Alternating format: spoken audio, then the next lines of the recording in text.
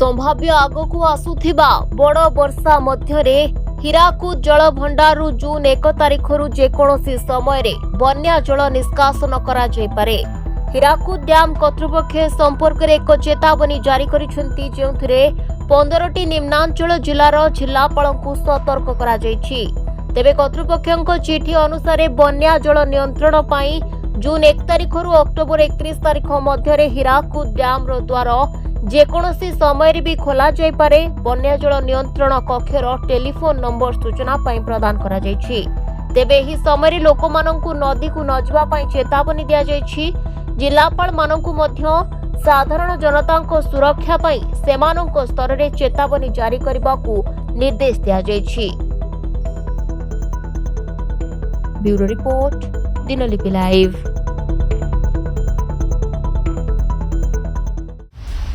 Dinalipi live को एबे ही like share subscribe करंतु।